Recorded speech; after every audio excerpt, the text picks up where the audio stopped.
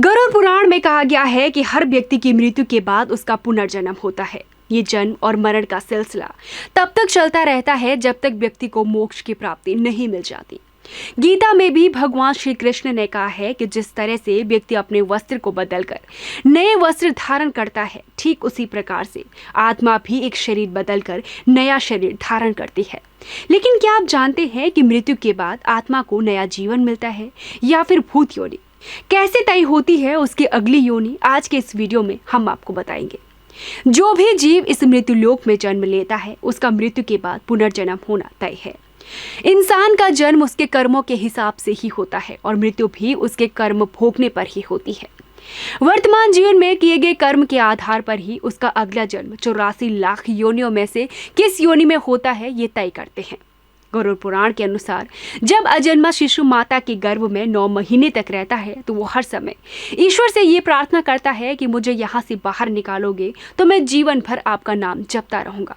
लेकिन फिर जन्म के बाद वो सब भूल जाता है और अपने भौतिक कर्मों में लग जाता है।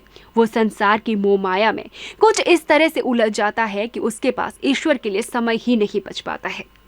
गरुड़ पुराण में कहा गया है कि दूसरे की पत्नी से संबंध बनाने वाला पति घोर नरक में जाता है। वहां उसे गिद्ध, भेड़िया, कुत्ता, सियार, सांप, कौवा और अंत में उसे बगुला की योनि प्राप्त होती है। इन सब जन्म के बाद अंत में उसे मनुष्य की योनि मिलती है। वही बड़े भाई का अपमान करने वाले व्यक्ति को कौंच नामक पक्षी के रूप में जन्म लेना पड़ता है। आपको बता दें कि 10 सालों तक उसे इसी योनि में रहना पड़ता है। फिर उसको मनुष्य योनि प्राप्त होती है। वही मनुष्य को कीड़े की योनि तब मिलती है जब वो सोने की चोरी करता है। वही जो व्यक्ति चांदी की चीजें चोरी करता है उसे कौवे की योनि प्राप्त होती है। शास्त्रों के मुताबिक हर स्त्री का आदर करना चाहिए, कभी भी किसी स्त्री को परेशान नहीं करना चाहिए। अन्यथा ऐसा करने वाला व्यक्ति पहले भेड़िए के रूप में जन्म लेता है, उसके बाद वो कुत्ता बनता है, फिर सियार, फिर गिद्ध और फिर कौवा और बगुला बनता है।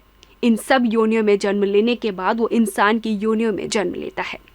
शास्त्रों के मुताबिक जो व्यक्ति अपने देवी देवता और पितरों को संतुष्ट किए बगैर ही अपने प्राण त्याग देते हैं उसे 100 महीनों तक कौवे की योनि में ही रहना पड़ता है। उसके बाद वो मुर्गा बनता है और फिर 1 महीने के लिए सांप की योनि में जीवन बिताता है। अंत में उसे मनुष्य की योनि प्राप्त होती है। इंसान अपने जीवन में कई ऐसे कर्म करता है जिसके बाद उसे भूत योनि में जन्म लेना पड़ता है। जो इंसान अपने पुरखों की धन संपत्ति को नष्ट कर देता है या फिर किसी की जमीन धोखे से हड़प लेता है, वे लोग निश्चित रूप से प्रेत योनि में भटकते हैं। साथ ही साथ कुछ लोग ऐसे होते हैं जो अपनी जिंदगी से हार कर आत्महत्या कर लेते हैं। ऐसे लोग मरने के बाद प्रेत योनि में भटकते रहते हैं। वहीं अकाल मृत्यु से मरने वाले लोगों को भी प्रेत योनि में ही रहना पड़ता है। इसीलिए यदि आप पुनः मनुष्य योनि में जन्म लेना चाहते हैं तो इस जन्म में अच्छे कर्म करें और धार्मिक आदतें अपनाएं। आज के इस वीडियो में बस इतना ही। उम्मीद करते हैं कि आपको ये वीडियो जरूर पसंद आई होगी।